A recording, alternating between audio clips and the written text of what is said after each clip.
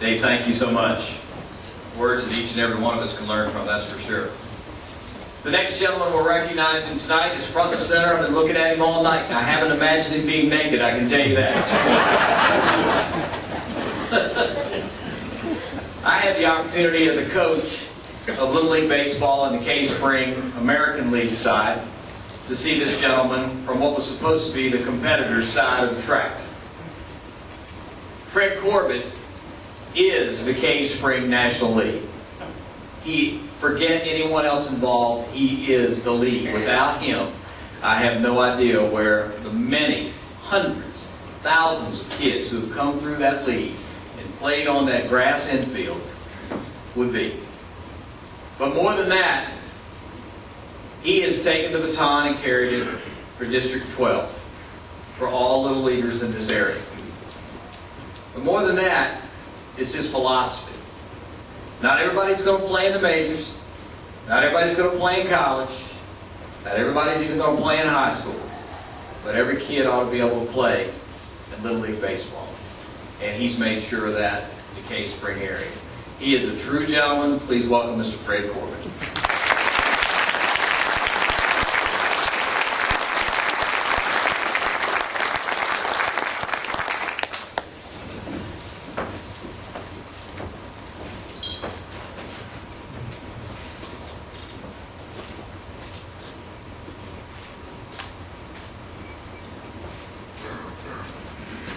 Thank you, Mike, for the introduction. Those of you know me, I get kind of long-winded sometimes, so I'm going to take some electronics and use my BlackBerry playbook.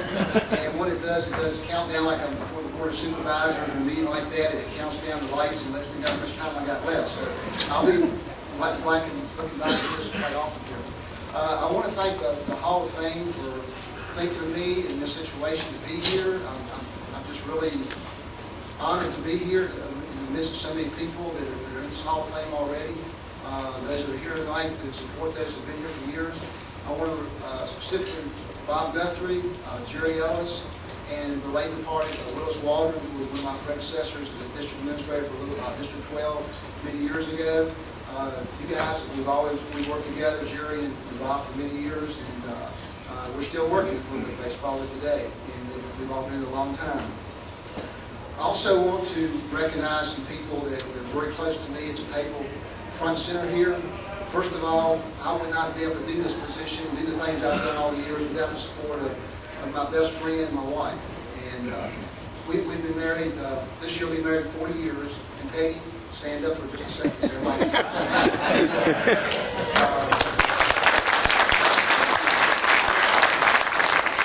We'll be married 40 years this year. We got married when we were 5 years old. So she's still pretty young too. Also, Ron and Jeff Paul, Ross and Karen Hale, and Kathy and Larry Terry. And the table right behind that is my brother Winston and his son Ben, and my son Jason and his wife Kristen.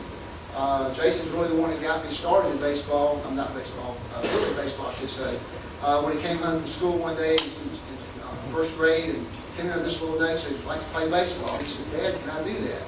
And I said, "Whatever you want to do, if you do it, you're going to have to stick it out. You're not going to quit. You're going to keep on doing it." And I've been in it for 28 years now and still doing it ever since.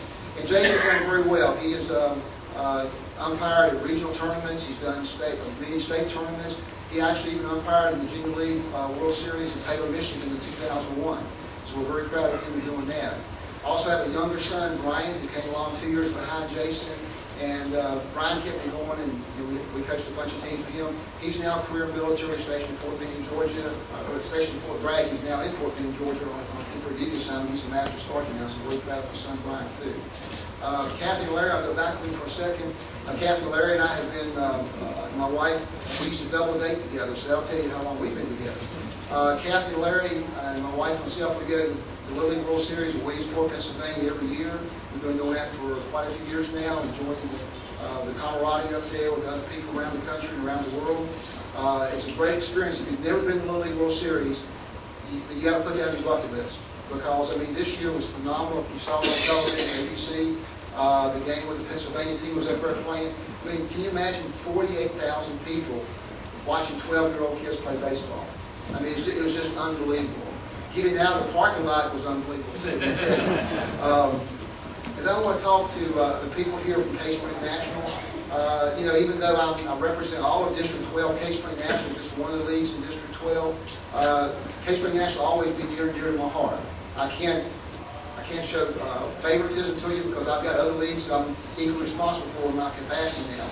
But you guys there, I appreciate your support coming out here tonight as well. Thank you very much. Looking back at my notes here so I don't get too long and lengthy here.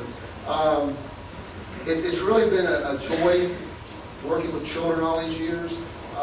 Little League Baseball, you know, we have a philosophy that every kid plays. We have tryouts, yes, but tryouts are just to determine to make sure that you have equal talent on your team. You don't want to have a team where you got all good players and another team all bad players wind up on a team. We have tryouts so we can try to balance it so the teams, to me an ideal season is a team goes 8-8 or 11-11, whatever the number of teams you have, but you win a number of teams and lose a number of games in the season. And that's why we do that. We have, even if we have the Challenger program, which I'm sure that Sid Witt, Senior, who is also in the Hall of Fame, he started the Challenger baseball program many years ago. Challenger baseball is something exclusive to Little League Baseball where it's children who are handicapped physically, mentally handicapped, will play baseball. And if you want to really feel how fortunate you are, go watch one of these Challenger baseball teams.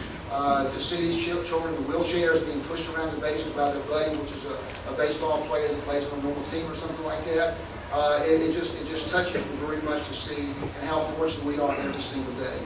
And speaking of that, I think I'm a very fortunate person to be here today, and I would be remiss if I wouldn't bring this up. But 5 years ago, I was diagnosed with melanoma cancer, and I was a level 4, stage 3. And the doctors told me, he said, you know, you better make your final arrangements. We don't know how bad this is going to be. You may not be here much longer. But with some good team of surgeons and several surgeons behind me, that's all water in the dam. But I do want to make this, and I do this every time I get before a group of coaches or children or parents or whatever, to talk about the dangers of melanoma. And I think the good Lord's put me in this position to be able to disclose my personal victory with cancer at this point. It's been 5 years ago. But melanoma cancer is a very, very serious disease. And you know, if you have any kind of thing like a mole or it starts to bleed a little bit black or something like that, go see a doctor immediately. I've known several people who waited too long and they're not here today. So, you know, particularly because of the sport that we're involved with, baseball, is an outdoor sport, make sure that if you're coaching or if you're an umpire or whatever, make sure you're wearing sunscreen protection. Make sure these young kids have got skin protection on them, hats, whatever it takes out there. But with the sun rays, it can kill us. So be very, very careful about that. And I know my son hates me to bring that up all the time, but because he was with me the whole time through my wife through the illness at that time. One of the things I also like to talk about is just let the kids play. Bob Bigelow, some of you may know him, he was a first-round draft pick for the Boston Celtics many years ago. Bob goes around the country, he has a book called Just Let the Kids Play. And I tell my coaches and umpires and league administrators to get that book and read it. And the thing that's so cool about that is Bob goes around and he talks to people about, you know, these kids are only going to be kids young, at one time, excuse me. And they're going to grow up, but they always have fond memories of their sport teams and things like that. They probably will never play professional sports. Just, if you look at the chance of you making a professional team, it's just, I mean, you got a better chance to probably win the state lottery or something than you have to play on a professional baseball team or any kind of professional sport. But Bob says, you know, just let the kids play. Don't put so much pressure on these kids to go out there and you know, win at all costs or things like that. Just let the kids have a good time and have fun like that.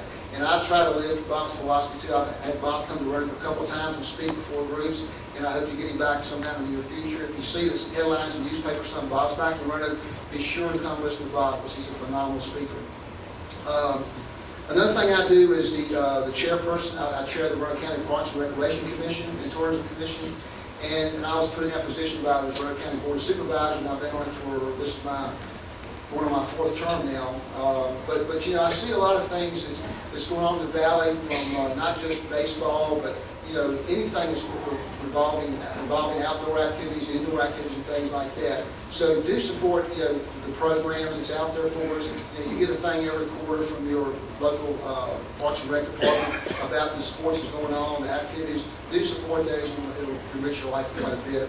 And I see my time's running up, so I better hurry up. I do want to say that I love the game of baseball. And you think about, you got football, basketball, rugby, and all these other sports, but there's no game that we play out there that gives you a chance to sit back and relax and talk over a nice warm summer evening, be with friends. You kick back and you have conversation between the innings and things like that. You do have a time to socialize and gain some close friendships. Some of the other sports, it's just bam, bam, bam. You're constantly going or yelling and screaming constantly. You can't hardly hear your friend talk. But that's the reason I like baseball. It's just a wonderful, wonderful game. And thank you, folks, for having me here tonight. And I'm set up my time to say. Thank you.